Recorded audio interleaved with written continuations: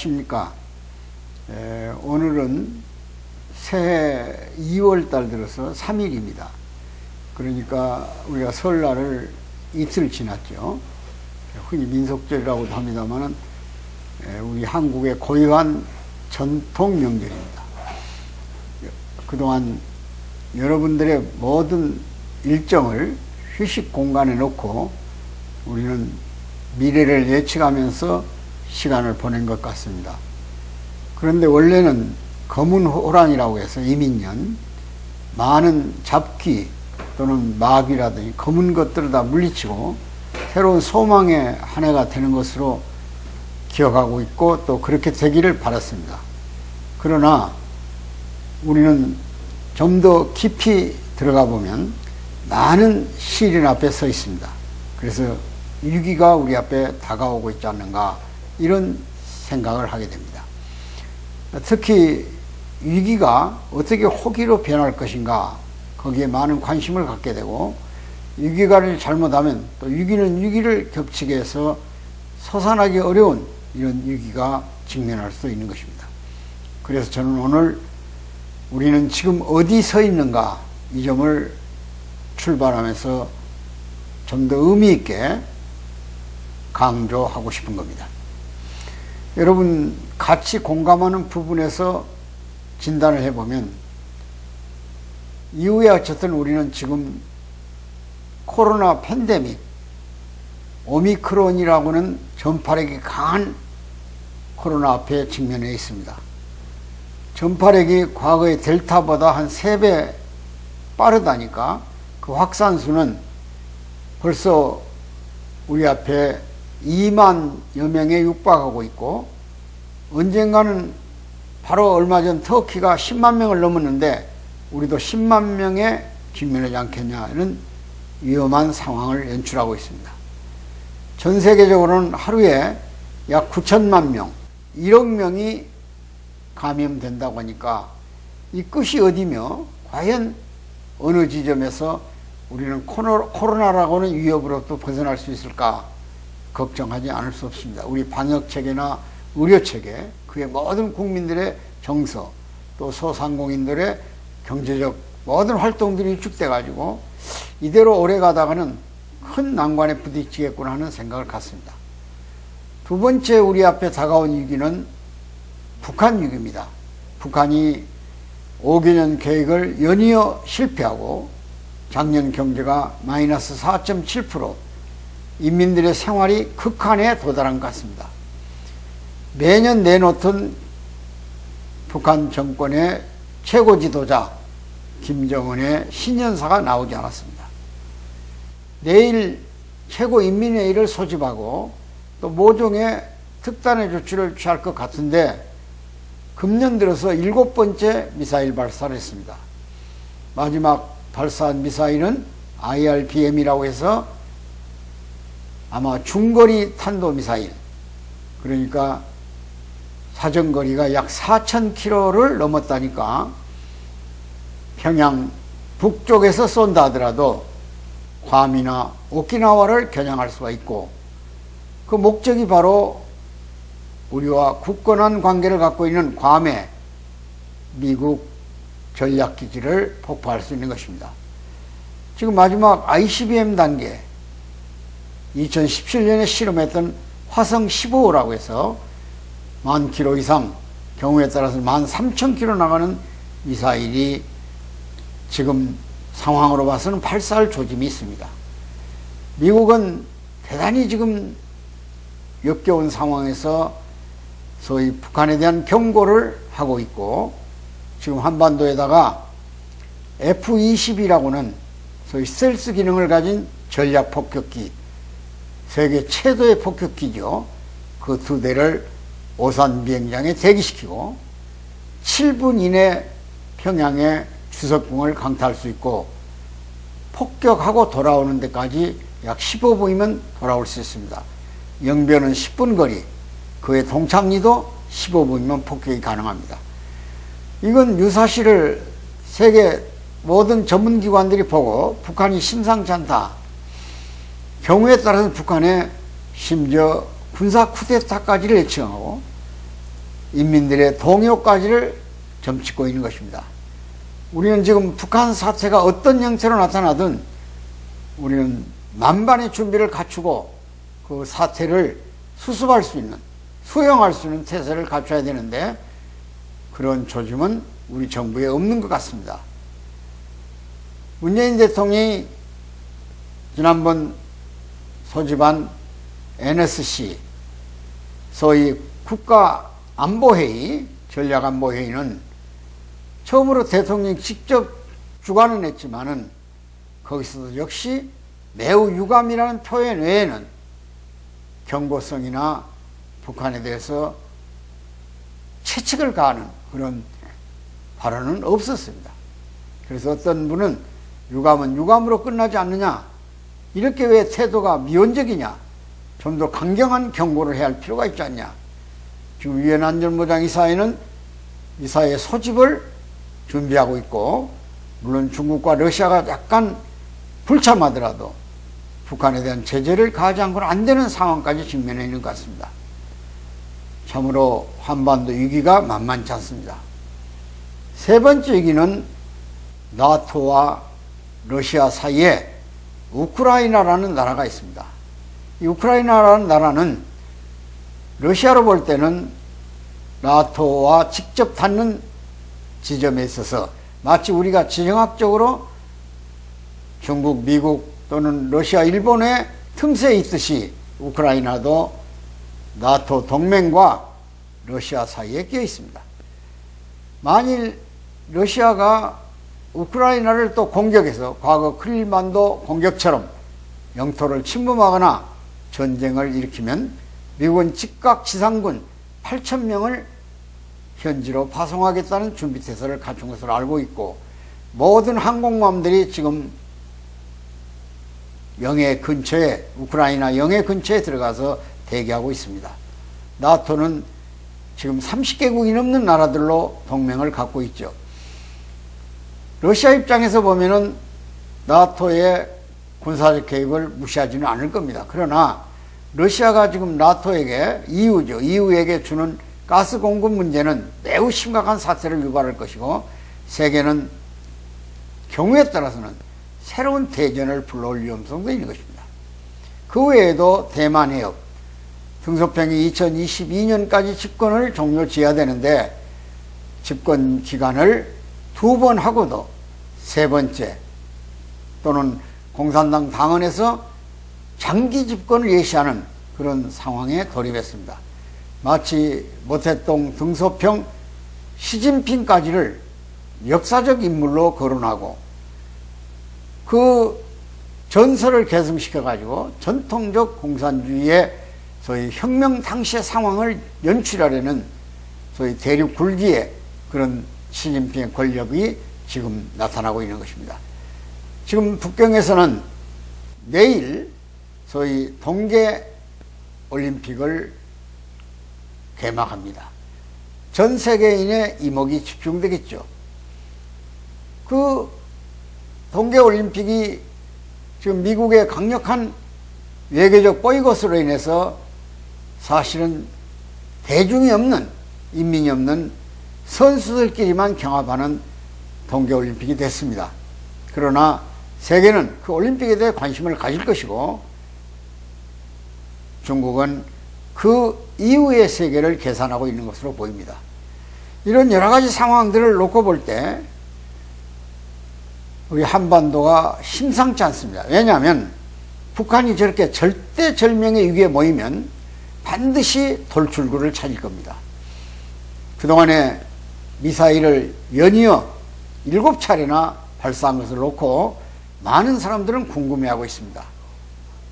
아마 미국과 대미 협상력을 높이기 위해서 그런 수단을 쓰고 있다는 설도 있고, 한국 정부를 시험하기 위해서 오히려 보수 정권이 한국에 등장하면 북한의 대내 통치의 수단이 수월해지기 때문에 엄포를 놓는 형식의 군사적 행위를 하고 있다는 설도 있고, 군대가 어떤 쿠데타를 일으킬 가능성에 대비해서, 그러니까 내치를 통치하기 위해서 위협적인 상황을 연출함으로 인해서 북한 내부가 김정은으로 하여금 일치단결할 수 있는 상황을 조성하기 위한 수단일 수도 있다는 것입니다. 아무튼 해석하기 어려운 상황들이 한반도 주변에 연출하고 있고 세계적 정세가 지금 연출되고 있기 때문에 이런 상황을 우리가 예의주시하면서 위기를 어떻게 수습할 것인가에 대한 대안이 있어야 할 겁니다. 특히 3월 9일 대통령 선거를 놓고는 여야가 국가에 대한 비전, 미래에 대한 비전을 내놓지는 않고 있습니다. 다만 무산이르게 이 시대를 시대로 넘기려는 안일한 정권이 있는가 하면 약간의 안보적 측면에서 선제 타격이나 사드 재배치 같은 국가 위기 상황을 관리하려는 그런 후보자도 없지 않아 있습니다. 국민들의 신중한 선택이 요구되는 이번 3월 9일의 선거는 대한민국의 미래를 결정하는 중요한 하나의 계기가 될 것입니다. 난세에는 반드시 위대한 지도자가 나와서 난세를 극복합니다. 우리 역사에서도 이순신 같은 장군도 나왔고 또 그 외에 일제시대에 우리가 아주 암울했던 때 하나원 시인 같은 분, 이런 분들이 또 역사상에 나타나서 우리의 힘을 가려줬고, 월남 이상재 선생 같은 분은 종로에 있는 YMCA에서 연설을 듣기 위해 모인 사람들 앞에 일본 형사가 군데군데 섞여 있는 걸 보고 이 추운 겨울철에 무슨 놈의 개나리가 이렇게 많이 피었는가. 그 당시 개는 형사고 나리는 순사입니다. 그러니까 군데군데 자기의 연설을 감시하기 나온 일본의 순사와 형사를 개나리로 비유해서 우리 이상재 선생의 연설을 듣는 청중들에게 가슴을 화끈하게 했던 그런 지도자들도 있었습니다. 이렇게 우리는 지금 난세를 어떻게 극복할 것인가를 국민적 총 관심을 동원해서 갖춰야 할 시대가 아닌가 본인은 생각하고 있습니다. 물론 많은 정치학자들이나 국제정치학자들은 지금 전쟁에서 승자가 없다, 일반 상식적인 얘기죠. 그러나 전쟁은 꼭 예정을 해놓고 일어나는 것은 아닙니다. 이미 전에도 여러 번 얘기했습니다만은 미국과 중국은 패권을 놓고 지금 경쟁을 하고 있습니다. 무역, 금융, 기술 모든 면에서 다투고 있죠. 그러나 막상 대만과의 중국의 침공을 미국이 묵인할 수 없고, 또 남중국해를 통과하는 자유진영 많은 국가들의 무역 항로가 위협을 받는다면 그걸 또 묵인할 수가 없을 겁니다. 근데 이런 위기가 극단적으로 발생해 가지고 수습이 어려울 때, 그렇지 않아도 내치가 어려워서 김정은 정권이 지금 대단히 어려운 경지에 처해 있는데 그걸 통치 수단으로 이용하는 하나의 방편으로 전쟁을 일으킬 위협이 또 있다, 그런 얘기죠. 지금 우리가 가장 불안한 것 중에 하나가 또 외교입니다. 우리가 북쪽의 삼국 동맹처럼, 북한, 중국, 러시아처럼, 우리 한국의 삼국 동맹은 남쪽 동맹이지 않습니까? 한국, 서울, 일본의 동경, 미국의 와싱턴이죠. 근데 지금 한미 관계가 그렇게 썩 굳건하지 못하고, 한일 관계는 아주 아마 해방 이후 가장 어려운 시점에 와 있지 않는가. 일본은 오히려 이걸 즐기고 있어요. 이런 것들을 전부 바라본다면 외교가 자국의 이익이라는 점을 명심해서 차기 정권, 지금 정권도 외교적 노선을 천명해야 할 겁니다. 흔히 우리가 자국의 이익 때문에 그렇다면 자국의 이익의 공정성을 어떻게 설명할 것인가? 흔히 자국이 어떤 것이 이익이냐 이거야. 저는 자국 이익을 4가지로 평가할 수 있다고 봅니다. 첫째가 튼튼한 안보입니다. 시큐리티죠. 안보. 안보가 없는 자국이 어디 있겠습니까? 두 번째가 국력, 소위 분열을 통합으로, 갈등을 화합으로 조정하는 파워, 국력을 만들어내야 됩니다. 국민 통합이죠. 흔히 남남 갈등 안 됩니다. 지역 갈등 조장 절대 안 됩니다. 이념 갈등 안 됩니다.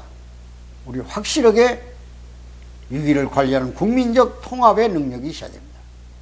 세 번째는 번영, 경제입니다. 경제가 없는 국민은 국가를 신뢰하지 않습니다. 우리가 공자의 정치 철학에서도 믿음이라는 것이 얼마나 중요합니까? 병력보다 더 중요하다고 그랬어요. 식량과 믿음이. 그리고 나서 마지막으로 국민의 자존심입니다. 국민의 자존심을 건드려서는 안 돼요. 품격이죠. 우리 문재인 정부가 지금까지 국민의 자존심을 너무 상하게 했다 이거예요. 특히 북한에 대해서. 이런 것들을 다음 후보자는 국격을 높이는, 국민의 자존심을 살리는, 없는 힘도 나오게 하는 강한 의지를 생산해낼 수 있는 조건을 성숙시켜 줘야 된다 그런 얘기죠. 이런 바탕 위에서 실리를 챙기는, 또 미래지향적으로 과거 것 뭐 청산한다고 뒤적거리지 말고, 이 생존이 얼마나 중요합니까?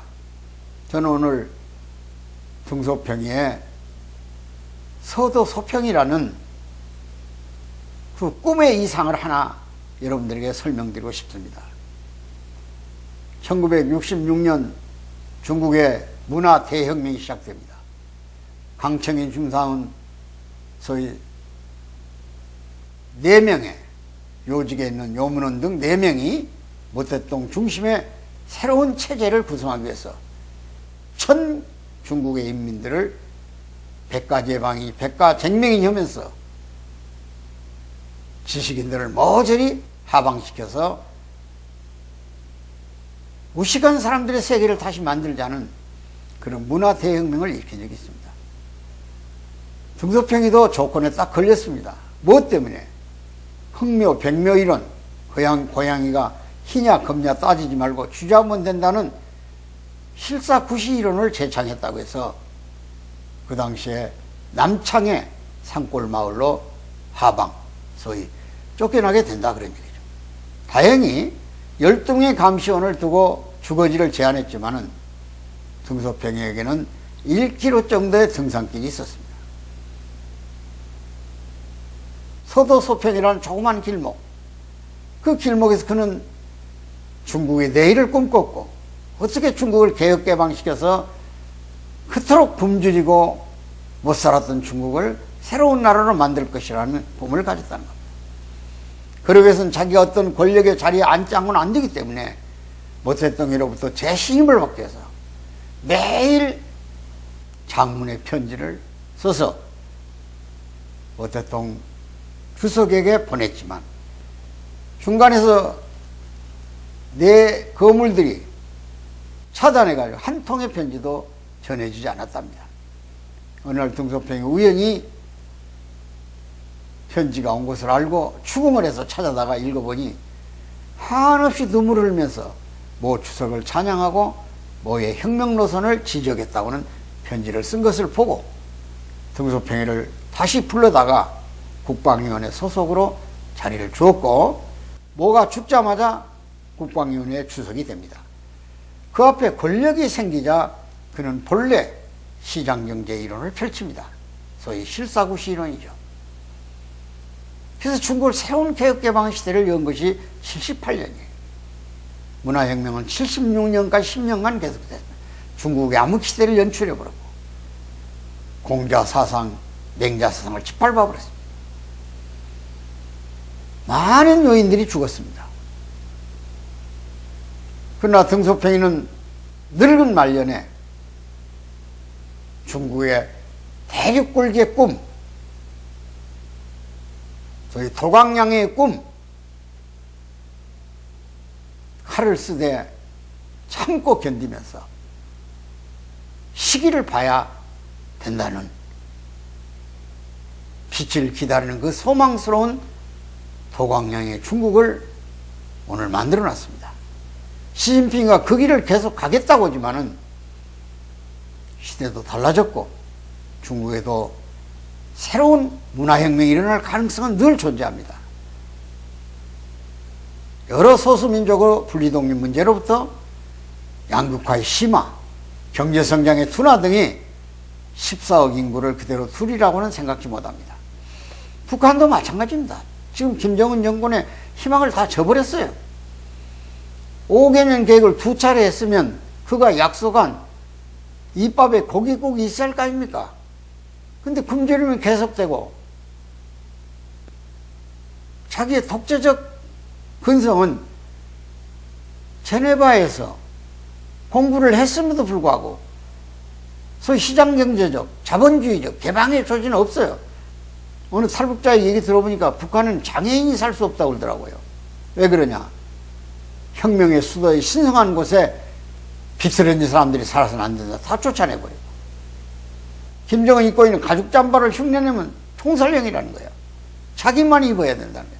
이런 독재자가, 젊은 독재자가 지금 말로는 38, 9이지만 만 37인데 존재되겠습니까? 반드시 해방의 날이 올 겁니다. 혁명의 날이 올 겁니다. 그런 준비를 우리가 갖춰야 할, 다시 거듭 말씀드리면 코로나 극복, 북한의 심상치 않은 조짐에 대한 우리의 준비, 그 다음 우크라이나 사태가 북한에 어떻게 연결될 것인가, 또 대만과 중국의 물리적 충돌의 가능성, 남중국의 평화적인 무역의 항로가 언제까지 열려 있을 것인가, 미중 패권이 실질적 전쟁 상태를 유발한다면 한반도가 그 전진기지가 되지 말란 법이 없어요. 이성을 가집시다. 분명히 미래를 봅시다. 포퓰리즘 얼마나 지금 심각합니까? 후보들 공약 내는 것 보면 겁이 덜컥덜컥 나요. 병사들 200만 원씩 월급을 준다면 별던 장군들은 얼마를 줘야 되는 겁니까? 물론 지금 현재 국가의 축적된 부나 또 상황에 봐서는 분명히 나라를 지키는 젊은이들에게도 응분의 대가를 줘야겠죠. 그러나 턱없이 예산도 편성해 보지 않고 마치 입에 단대로 내보내는, 여기서는 이 공약, 여기서는 저 공약하는 이런 사태는 좀 더 심도 있게 분석하고 판별해서 우리가 지난날 우리나라의 발전을 저해했던 이념 갈등, 지역 갈등, 무슨 또 그 외의 영고주의적인 것들, 이런 사사로운 갈등으로 대박되는 대한민국이 돼서 나라의 안보, 나라의 시큐리티에 대해서는, 나라의 경제, 이코노미에 대해서는 추워도 갈등이 확대되지 않도록, 분열이 확대되지 않도록 부디 우리의 서 있는 자리를 확립해 주기를 당부드리면서 음력으로 새해 첫날 방송을 마칠까 합니다. 감사합니다.